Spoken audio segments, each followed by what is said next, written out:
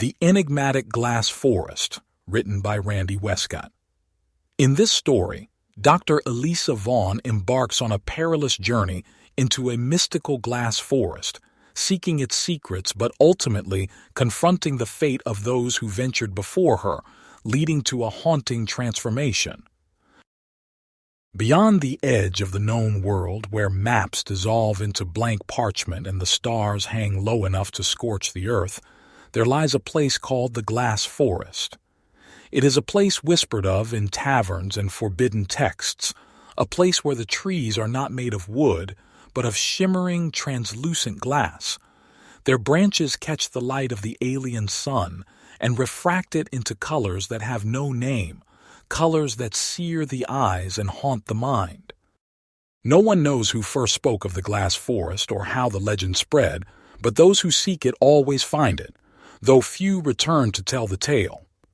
Among those who dared to venture into its crystalline depths was a woman named Dr. Elara Voss, an anthropologist with a penchant for the inexplicable.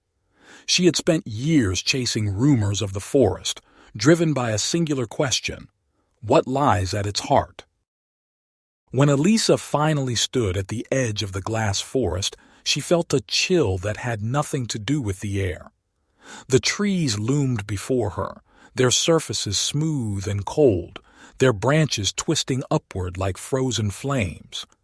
The ground beneath her feet was covered in a fine, glittering dust that crunched softly with each step. The air was unnaturally still, as though the forest itself were holding its breath. Elara pressed on, her boots crunching through the glassy undergrowth. The deeper she went, the stranger the forest became. The trees seemed to shift when she wasn't looking, their reflections warping and distorting as though they were alive. She began to hear whispers, faint, sibilant sounds that seemed to come from all directions at once. At first, she dismissed them as the wind, but soon she realized they were speaking her name. "Elara," the forest murmured. "Elara." She quickened her pace, her heart pounding in her chest. The whispers grew louder, more insistent, until they were a cacophony of voices, each one overlapping the other. She clapped her hands over her ears, but the sound was inside her head, echoing through her skull like 1,000 shards of glass. And then she saw it. At the heart of the forest stood a massive tree, larger than any she had ever seen. Its trunk was a swirling mass of colors, its branches reaching skyward like the arms of a supplicant. At its base was a pool of liquid glass, its surface rippling as though stirred by an unseen hand. Elara approached the tree, her breath catching in her throat.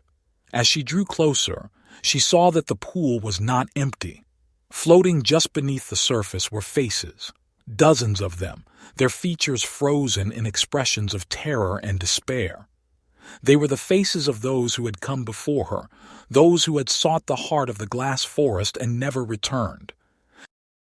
The whispers grew deafening, and Elara felt a force pulling her toward the pool. She tried to resist, but her body was no longer her own. She stumbled forward, her feet slipping on the glassy ground, and fell into the pool. The liquid glass closed over her head, and for a moment there was silence. When Elara opened her eyes, she was no longer in the forest. She was standing in a vast, empty plain, the sky above her a swirling mass of colors that hurt her eyes to behold. The ground beneath her feet was made of the same liquid glass, its surface rippling with every step she took. And then she saw it. It was a being of impossible size and shape, its form shifting and writhing as though it were made of liquid light. It had no face, no eyes, no mouth, but Elara could feel its gaze upon her, piercing through her very soul. "You have come," the being intoned, its voice a symphony of madness. "You have come to see the truth." Elara tried to speak, but no sound escaped her lips. The being reached out with a tendril of light, and she felt a searing pain as it touched her forehead. Images flooded her mind, visions of a world consumed by glass, of civilizations crumbling beneath the weight of an alien sun, of a being so vast and ancient that its very existence defied comprehension. She saw the glass forest, not as it was now, but as it had been eons ago when it was first born from the tears of a dying star. And then she saw herself. She was standing at the edge of the forest, her body made of glass, her face frozen in an expression of terror. The whispers were coming from her, her voice joining the chorus of those who had come before. "Elisa," the forest murmured. "Elisa." When the villagers found her days later, she was kneeling at the edge of the glass forest, her eyes wide and unseeing, her body cold and hard as glass. They tried to move her, but she shattered at their touch, her fragments scattering across the ground like shards of a broken mirror. The villagers burned her notes and sealed her belongings in a lead-lined box, burying it deep beneath the earth. They dared not speak of what they had seen for fear that the whispers would find them too.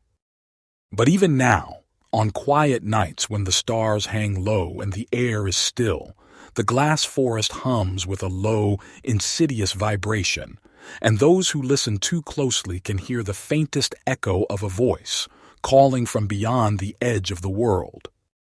"Elisa,"